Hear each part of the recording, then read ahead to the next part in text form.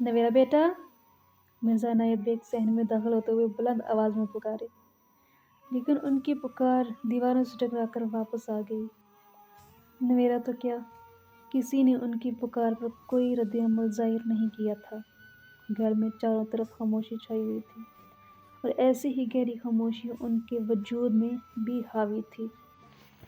उन्होंने आंख उठाकर आसमान की तरफ देखा। सूरज मशरक से निकलने की तैयारी कर रहा था। रात की स्याही पर सुबह का उजाला गालिब आता जा रहा था।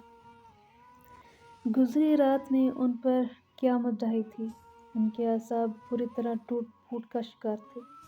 उनकी शरीके हयात उनके लिए बहुत बड़ा सहारा थी। जिंदगी के जिस लम्हे वो इनकी हुई थी, उसी पल से मिर्ज़ा साहब ने अपने तमाम मसाइल उनकी झोली में डाल दिए थे, और इन गुज़रते सालों में उनके साथी ने कभी कुछ शिकवा नहीं किया था कि जब शोहर अपनी बीवी की झोली में खुशियाँ डालता है, उन्होंने उनकी झोली में मसाइल का अंबार क्यों डाल दिया, बल्कि उन्होंने तो इन मसाइल को हल करने की कोशिश की। एक छोटा सा घर बना लिया, मिर्ज़ा साहब की नौकरी पक्की हो गई, बच्चे पैदा हुए और जवान हो गए, लेकिन उनकी बेगम ने कभी उनके कंधों पर बोझ नहीं पड़ने दिया, बल्कि खुद ही बच्चों की प्रॉब्लम हल कर रही थी। और आज जब खेती पक कर तैयार हो गई थी और फल काटने का वक्त आ गया था, तो वो बिस्तर से जा लगी थी, बल्कि मौत उनके साथ खेल रही थी। उनसे तसल्ली देने वाली जुबान खामोश थी। मिर्ज़ा साहब के कंधे एकदम किसी अनजाने से बोझ से झुक गए। उन्होंने सहन में लगी कुर्सियों में से एक को सहन के वस्त में उठाकर रखा और उस पर बैठ गए। थकन उनके चेहरे से आया हो रही थी। आंखें बुरी तरह जल रही थी। उन्होंने दोनों आंखों को बंद करते हुए गर्दन आगे को झुका ली और हाथों की मुट्ठियां बनाकर आंखों पर रख दी। गुजरे माह और साल उनकी आंखों से किसी फिल्म की तरह से गुजरने लगे और वो सोचने लगे, जिंदगी ने उनके हाथों में कितनी खुशियां और कितने गम दिए हैं। फैसला उन्हें करना था।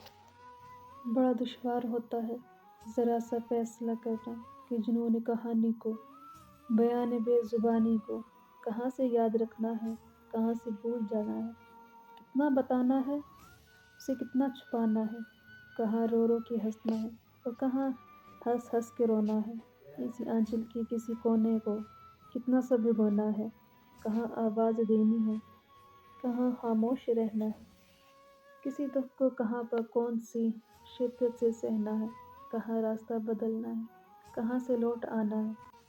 ज़रा सा फैसला करना बड़ा दुश्वार होता है। अबू, हाथों के नरम और मुलायम नायत भरे एहसास के साथ साथ कानों में रस खोलती आवाज़ ने उन्हें माजी की यादों से खींच कर बाहर निकाला। गर्दन को ऊपर उठाते हुए उन्होंने बंद आंखों को खोला और फिर अपने पीछे खड़े वजूद को देखा। अबू, क्या हुआ है? कुछ नहीं हुआ है मेरी जान। अगर कुछ नहीं हुआ है तो आप इस तरह से इस वक्त यहाँ क्यों बैठे हैं, और आपकी आंखों में ये नमी क्यों है? अरे मेरी आंखों में नमी? उन्होंने हंसते हुए हाथों की पुश्त से अपनी आंखें साफ की। अबू, मेरा दिल घबरा रहा है, आप बताते क्यों नहीं हो? आखिर हुआ क्या है? सब ठीक तो है? सवेरा, चंदा, इधर बैठो, बैठकर बात करते हैं। मिर्ज़ा नायब बेग सवेरा का हाथ थामकर उसे सहने पीछे तख्त के करीब ले आए और फिर उसे वहां बिठाते हुए बोले, सवेरा। जी अब्बू। बेटा, दरअसल रात को तुम्हारी अम्मी की तबीयत ज़्यादा ख़राब हो गई थी। क्या? क्या अम्मी अम्मी की तबीयत ख़राब थी? किधर है अम्मी, वो ठीक तो हैं? बात की बात पर वो बदहवास होकर अपनी जगह से उठी और बाप से सवाल करने लगी। मिर्ज़ा इनायत बेग ने एक सर्द आह भरी और सर झुकाकर बैठे रहे। वो जानते थे खाली कमरे में उसे माँ कैसे मिल सकती है। उन्होंने सोचा और तभी सवेरा मायूस खौफज़दा सी बाप के पास चली आई। उसका रंग खतरनाक हद तक सफ़ेद हो रहा था। वो हौले हौले कांप रही थी। मिर्ज़ा इनायत बेग इसका हाथ थामकर उसे दोबारा अपने करीब तख्त पर बिठाते हुए बोले, सवेरा, वो ठीक हैं। मैं और आयज़ा रात को तुम्हारी अम्मी को अस्पताल ले गए थे। ڈاکٹر نے بتایا ہے انہیں ہارٹ اٹیک ہوا ہے اور ساتھ ہی سینے میں انفیکشن ہے۔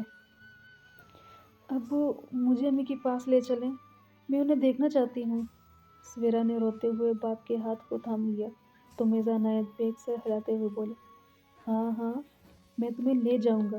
دراصل میں اسی وجہ سے گھر آیا ہوں کہ تم لوگوں کو ساری صورتحال سے آگاہ کر سکوں۔